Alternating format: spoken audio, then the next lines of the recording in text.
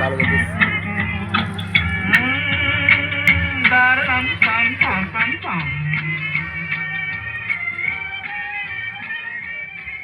Hello, হ্যাঁ মইদুল, হ্যাঁ রে আমি রনি রে। আমারটা ব্যালেন্স শেষ হয়ে গেছে, তাই বাপিরটা নিয়ে বেরিয়েছি।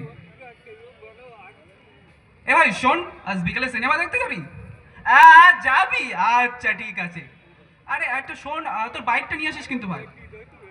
আরে না রে না, তুই আমাকে ভুল ভাবছিস। আমারটা ব্রেকে একটু প্রবলেম করছে রে। হ্যাঁ চল ছাড়ছি, তাহলে 4:30 বাস স্ট্যান্ডে চলে এসেছিস কিন্তু ভাই।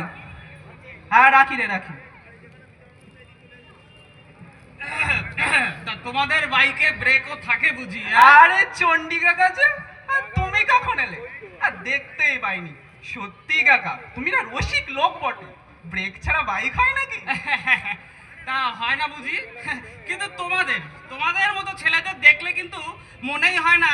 একেবারে কি আর বলবো, আগের দিন আমি তোমাকে দেখলাম ওই বিথারির মোড়ে ওই যে মোড় দিয়ে যাচ্ছিলে, বাইকের কান মুলে একেবারে শো করে বেরিয়ে গেলে। হ্যাঁ, ওই মাথায় হেলমেটও ছিল না, আর কি ছিল যেন কানে গোজা। আরে কাকা হেডফোন।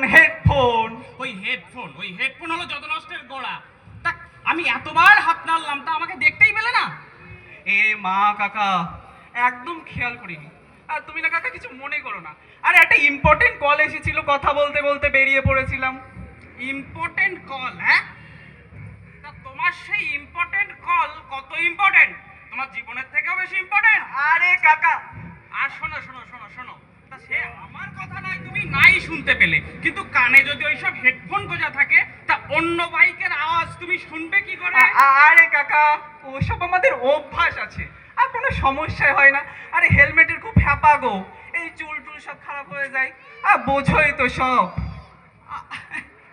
কি এটা দেখাচ্ছিল না? চুল খারাপ হয়ে যায়, ঠিক আছে, বুঝি ঠিক আছে। বুঝি বুঝি। তোমাদের বয়সটা তো আমরাও পার করে এসেছি, বুঝি। কিন্তু এই তোমার মতো একদম সেম কথা আমার ছেলেও বলতো, জানো। একদিন ওই তাড়াহুড়ো করে ওই হেলমেট না নিয়ে একেবারে শটান বাড়ি থেকে বেরিয়ে গেল। আমি অনেকবার বারণ করলাম, খোকা ওভাবে যাস না খোকা। আমার কোনো কথাই শোনেনি। হ্যাঁ, আমি অনেকবার বারণ করলাম, খোকা যাস না। আমার কোনো কথাই শুনলো না। তারপরে আর কেন কান্না লেগে না না না হাত ধরে যেতে হবে। ফিরে আসেনি। আমরা এখনো ভিডিও করতে না ফিরে আসলো ওর মাথা থাকলানো লাশ। কাকা,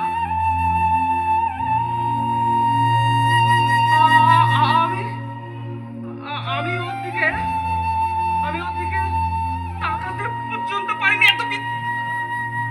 কাকা আমায় ক্ষমা করে দিও কাকা, আমি না তোমায় আঘাত দিতে চাইনি। না রানী, তুই কি আঘাত দিবি? আমার যে আঘাত পাওয়ার সেটা আমি পেয়ে গেছি। কিন্তু বাবা, তোকে খেয়াল রাখতে হবে, তোর পরিবার আত্মীয় স্বজন যাতে এই আঘাত না পায়, সেই দায়িত্ব যে তোকে নিতে হবে বাবা। ঠিক বলেছো কাকা, একদম ঠিক বলেছো। আমি তোমাকে কথা দিলাম কাকা, এখন থেকে আমি আর হেলমেট ছাড়া কখনো বাইক চালাবো না, কখনো না। আর তুমি দেখে নিও কাকা, তুমি দেখে নিও। Noni, you are a good boy. Mainuddin, এদিকে এসো। অত হন্তদন্ত হয়ে কোথায় দৌড়াচ্ছ? হ্যাঁ, ও চন্ডী দাদা, আর বলো না দাদা, বলো না। আজ 8 দিন ধরে ছেলেটার জ্বর, তারপর আজ সকাল থেকে তোমার বৌমার পেটটাও ছাড়ছে। যাই, আমি একবার ডাক্তার বাবুর কাছে যাই। সে কি চাচা, এখনো রক্ত পরীক্ষা করাওনি? শীঘ্রই স্বাস্থ্যকেন্দ্র থেকে রক্ত পরীক্ষা করাও। এখন চারিদিকে ডেঙ্গু, ম্যালেরিয়া, চিকুনগুনি এইসব হচ্ছে। আর চাচিকে এক্ষুনি ওআরএস এর জল করে খাও। হ্যাঁ, বেশি করে ওআরএস খাওয়ানো দরকার। তুমি জানো না সব? এই তোমার ছেলেকে নিয়ে চলো তো, এক্ষুনি গিয়ে রক্তটা পরীক্ষা করে নিয়ে আসি। হ্যাঁ, আর আমি তোমাকে কতবার বলেছি বাবা, বাড়িতে একটু মশারি টানিয়ে এসো। এই কে কার কথা শোনে? আমি এই গত পরশু তোমার বাড়িতে গেলাম, তুমি দেখলাম মশারি না টানিয়েই শটান শুয়ে আছো। এরকম করলে কি চলে? হ্যাঁ, এরকম করলে চলে? চলো চন্ডী কাকা, হ্যাঁ, এই কাজটা কি ঠিক হলো? কেমন তোর কথা শুনি? চন্ডী দাদা যদি আমার অসুস্থ ছেলেটাকে নিয়ে রক্ত পরীক্ষা করতে যায়, তাহলে এদের দোষেরটা কি হলো শুনে? হ্যাঁ এদের দোষেরটা কি হলো? সেই কথাটা নয় কাকা, এই এক্ষুনি যে আপনি চাটা খেয়ে তার কাপটা রাস্তাতেই ফেলে দিলেন, এটা কি ঠিক হলো কাকা? এই মেরেছে তা চা খেয়ে চায়ের কাপ রাস্তায় না ফেলে আমি কি হাতে করে নিয়ে ঘুরে বেড়াবো নাকি? হ্যাঁ, এই তোমার মাথাটা ঠিক আছে তো? আর না কাকা, আমার মাথা ঠিকই আছে। মানলাম চায়ের কাপ কেউ হাতে নিয়ে ঘরে না, কিন্তু ফেলার সুনির্দিষ্ট একটা জায়গা তো আছে, সেখানেই ফেলতে পারো। এই অযথা রাস্তাটা কেন নোংরা করলে কাকা তুমি? আরে দেখো কিসের মধ্যে কি কথা। আরে ও হাওয়ায় উড়ে খালে পড়ে যাবে।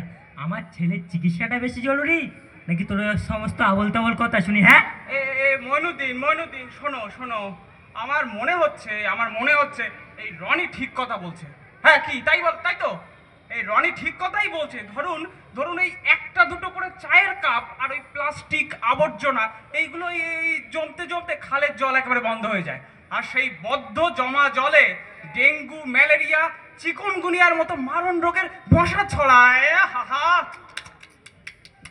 এই কথাটা আমি যে কেন এতদিন বুঝিনি। এই রনি, তুমি আমার চোখ খুলে দিলে বাবা, আমার চোখ খুলে দিলে। এইভাবে বলো না কাকা, এইভাবে বলো না। একটা সুন্দর সমাজ গড়ে তুলতে আমাদের সকলের শুভবুদ্ধির সেখানে প্রয়োজন। কাকা, তুমি যেমন আমাকে বোঝালে হেলমেট ছাড়া বাইক চালানো কতটা ক্ষতিকর, হ্যাঁ কাকা, আমারও যেটা মনে হলো কাকা সেটাই তোমাকে বললাম।